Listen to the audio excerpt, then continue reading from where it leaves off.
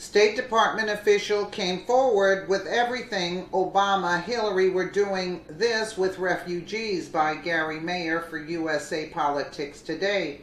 A recently retired State Department official, Mary Doetsch, that worked under President Obama and Hillary Clinton, just came forward in a whistleblower report in the Chicago Tribune on the rampant corruption in the refugee program. And they wonder why Republicans want reform in the refugee program and enhanced border security. It is simply to counter the mistakes and failures of the Obama administration. Part of the Deutsch's letter, as a recently retired 25-year veteran of the U.S. Department of State who served almost 8 years as a refugee coordinator throughout the Middle East, Africa, Russia, and Cuba, I have seen firsthand the abuses and fraud that permeates the refugee program and know about the entrenched interests that fight every effort to implement much-needed reform.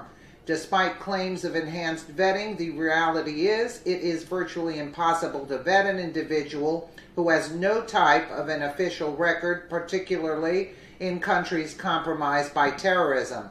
U.S. immigration officials simply rely on the person's often rehearsed and fabricated testimony. I have personally seen this on hundreds of occasions.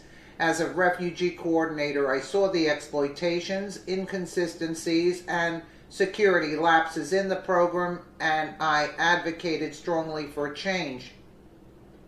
Nonetheless, during the past decade, and specifically under the Obama administration, the refugee admissions program continued to expand blindly, seemingly without concern for security or whether it served the best interest of its own citizens. For instance, the legally questionable resettlement of refugees from Malta to the United States grew substantially, despite the fact that as a European country with a functioning asylum system, refugees should have remained there under the internationally accepted concept of the country of the first asylum.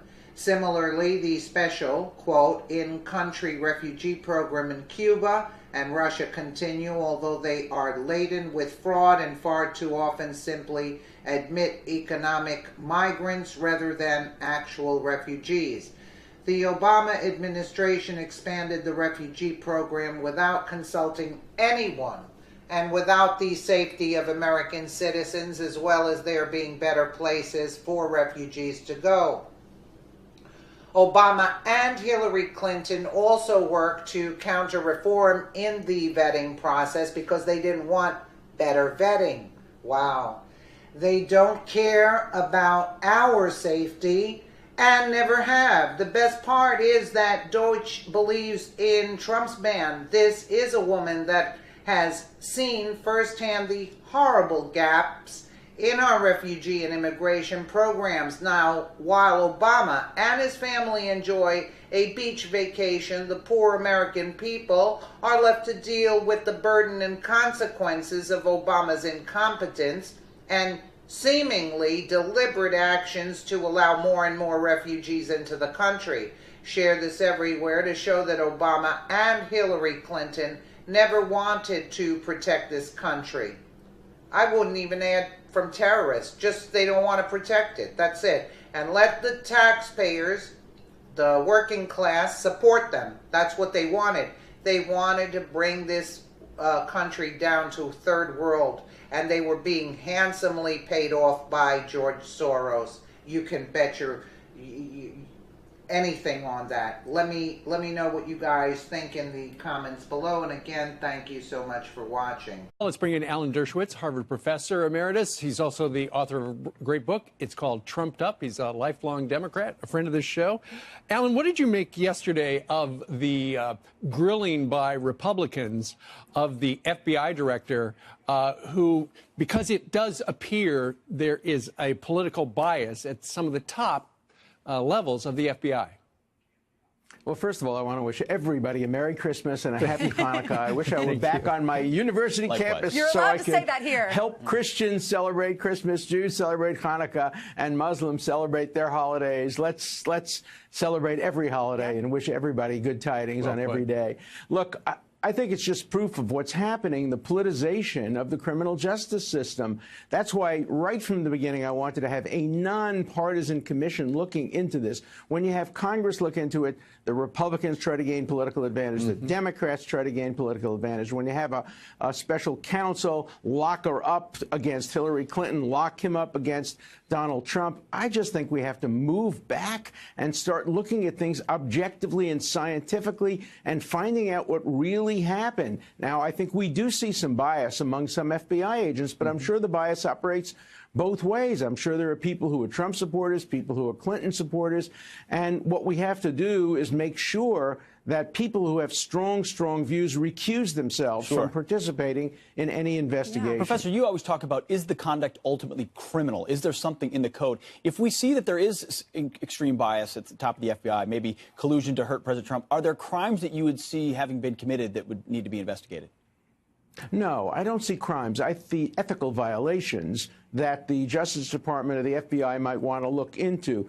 But you remember that old ad on television that used to say, "Where's the beef?" Yeah. I always say, where's the statute? Where's the statute? Show me the federal criminal statute that has been violated. And, of course, the Democrats say obstruction of justice. Well, that's like an accordion. You can make it as big or small as you want. And the Republicans are saying espionage against Hillary Clinton. That's also a very accordion-like statute. I don't want to see the criminal law expanded in that way simply to target political opponents. Well, Professor, you're being shunned by liberals, even though you come on the show and you usually agree with the liberals. Tell us what happened.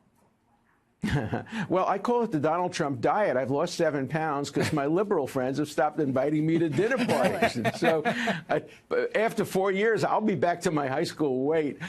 Look, I think a lot of people on the left don't want to understand my view because they say, which side are you on? Oh, you're on Trump's side? Right. No, no, no. Oh, you're on Clinton's side? I'm on nobody's side. I'm on the side of the rule of law, the Constitution. And the Constitution is clear. If a president exercises his constitutional authority by firing somebody or by pardoning somebody, that cannot be the basis for obstruction of justice. If he goes further and lies or tells his people to destroy evidence, of course that's different. That's how Nixon and Clinton got in trouble. But President Bush cannot be charged with obstruction for simply exercising his Article 2 power under the Constitution. That's a clear point of view. President Trump. And that's the point of view you expressed on this program a couple of days ago. And then the President of the United States retweeted, hey, you should watch Alan Dershowitz on Fox and Friends make that case. But then your liberal friends, their heads started exploding. And I understand somebody even suggested that you're being paid off by the Trump people. Oh, yeah, no, I've been paid off, and I want to be a Supreme Court justice at the age of 79. Look, I'm also being attacked for my article yesterday saying that Trump was right in recognizing Jerusalem, and Obama was wrong when he engineered a resolution that would have changed the status quo by saying all of Judaism's holy places are now illegally occupied territory. I'm being criticized for that by people because that's what Trump said, and if Trump said it, that means Dershowitz can't say it because that means Dershowitz is on Trump's side. I'm on the side of justice and fairness. You know, when you try to call balls and strikes, you'll offend and frustrate somebody all the time, which is the world that you're living in right now. So we appreciate you coming on and giving us your take. Yeah, I appreciate that. Just Thank do you. what we do. Don't read it. I read it and I respond. I fight back. I fight back. All right. Before you go, Alan Dershowitz, any final holiday salutations? Well, you know, it's a great holiday season. I think Christians ought to be encouraged to celebrate Christmas, Jews to celebrate Hanukkah. Every religious group in America is free to celebrate their holidays, and we shouldn't be hiding from the fact that America is a very religious country because we have separation of church and state. That's why religion thrives in America. Countries that don't have separation, antagonism is caused. That's why I'm opposed to Roy Moore, among other reasons. He doesn't believe in separation of church and state. Well, happy Hanukkah, sir. We appreciate having him. Happy Hanukkah, Merry Christmas. You got it. Thank you. Too.